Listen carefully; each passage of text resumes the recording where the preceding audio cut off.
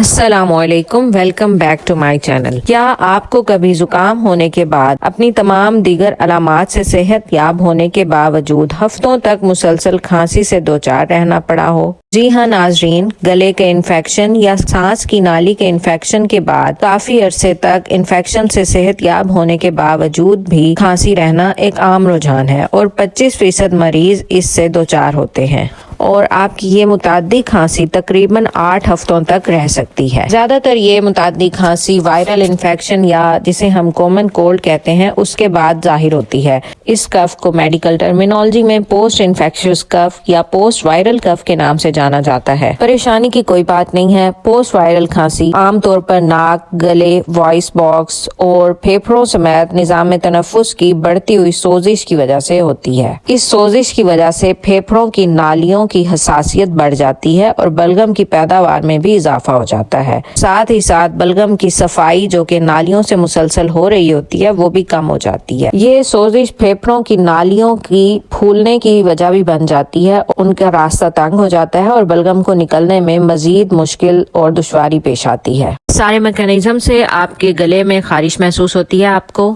اسی خارش سے آپ کو بہت زیادہ کھانسی آ جاتی ہے۔ ریسرچ کے مطابق یہ بھی ظاہر ہوا ہے کہ کووڈ-19 کے بعد بھی پوسٹ وائرل کف بہت زیادہ کامن ہو گئی ہے۔ جیسا کہ پہلے بتایا جا چکا ہے کہ یہ زیادہ خطرناک نہیں ہوتی، اس لیے عام طور پر اس کے بارے میں فکر کرنے کی کوئی بات نہیں ہے۔ حالانکہ ظاہری طور پر، جسمانی طور پر اور سماجی طور پر آپ کو اس کی وجہ سے کافی پریشانی کا سامنا کرنا پڑ سکتا ہے، تو اسی لیے اس کا علاج کرنا ضروری ہے۔ اس کا علاج کے بارے میں جانتے ہیں۔ علاج اس کا کوئی مشکل نہیں ہے، آپ کوئی بھی over the counter cough syrup استعمال کر سکتے ہیں۔ وائرل انفیکشن کے بعد یا کھانسی کے دوران اکثر ایسا ہوتا ہے کہ آپ کو گلے کے پیچھے بلغم گرتا ہوا محسوس ہوتا ہے۔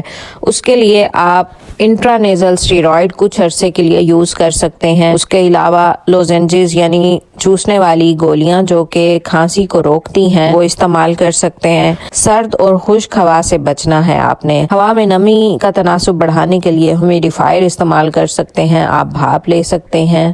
ہاں، مگر ایک بات آپ کو سمجھ لینی چاہیے اور یاد رکھنی چاہیے کہ اینٹی بائیوٹکس کا استعمال آپ نے نہیں کرنا۔ اس کھانسی کو ختم کرنے کے لیے، پوسٹ انفیکشس کف کو ختم کرنے کے لیے آپ نے ہرگز اینٹی بائیوٹک کا استعمال نہیں کرنا، کیونکہ آپ جانتے ہیں کہ اینٹی بائیوٹک کے زیادہ استعمال سے اینٹی بائیوٹکس کی ریزسٹنس بڑھتی جاتی ہے اور وہ اس سے زیادہ مزید نقصان دہ ہو سکتی ہے۔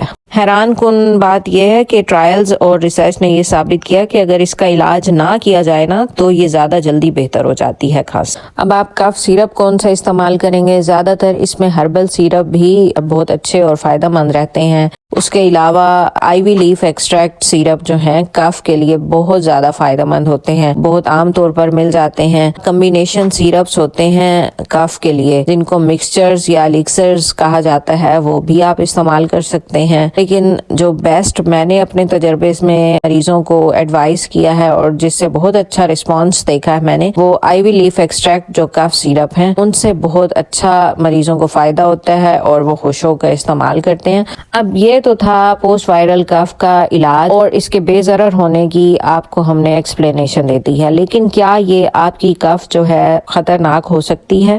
اگر یہ خطرناک ہے تو آپ اس کو ڈیفرینشیٹ کیسے کریں گے؟ تو ناظرین، یہ جو پوسٹ وائرل کف ہے یہ زیادہ تر ڈرائی اور بہت ہی تنگ کرنے والی اور بار بار ہونے والی ہوتی ہے۔ اگر آپ کی جو کھانسی ہے وہ بلغمی ہے اور اس کے ساتھ آپ کو سانس میں بھی دشواری محسوس ہو رہی ہے اور آپ کو سینے میں یا کہیں پر درد محسوس ہو رہا ہے تو پھر آپ کو احتیاط کرنی چاہیے اور ڈاکٹر سے رجوع کرنا چاہیے۔ اس کے علاوہ اگر آپ کی بلغم میں خون آتا ہے یا آپ کو کھانا نگلنے میں، پانی نگلنے میں کوئی دشواری محسوس ہوتی ہے یا آپ کو مسلسل بخار رہ رہا ہے یا جیسے کہ آپ کو پہلے بتا چکی ہوں کہ سانس میں کوئی دشواری یا سانس لینے میں کوئی آواز سنائی دے رہی ہے آپ کو، تو پھر آپ نے ڈاکٹر سے رجوع کرنا ہے۔ یہ آپ کی پوسٹ وائرل کف نہیں ہے، آپ کو بہتر ہے کہ پراپر تشخیص کروانی چاہیے۔ اس کے علاوہ کوئی سیریس اگر آپ کو بار بار نمونیا رہا ہے، آپ کی ہسٹری ہے کہ آپ کو بار بار نمونیا ہوتا ہے یا آپ لمبے عرصے سے سگریٹ اسموکنگ کر رہے ہیں، تو بھی اگر آپ کی کف زیادہ عرصے رہتی ہے 8 ہفتے سے، تو آپ کو سیریس ہو جانا چاہیے اور ڈاکٹر کو رجوع کرنا چاہیے۔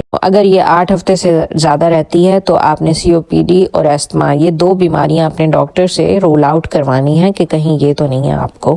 تو یہ تھی ہماری ویڈیو پوسٹ وائرل کف کے بارے میں. اگر مزید آپ نے کچھ جانا ہے تو کمنٹ کیجئے اور ہمارا چینل دیکھتے رہیے. سبسکرائب کر دیں اور ویڈیوز کو لائک کریں, زیادہ سے زیادہ شیئر کریں, اور ہمیں یہ بھی ضرور بتائیے کہ آپ کس ٹاپک پر ویڈیو دیکھنا چاہتے ہیں. اللہ تعالیٰ آپ کو ہر تکلیف اور پریشانی سے محفوظ رکھے. اپنا خیال رکھیے. Take care. اللہ حافظ.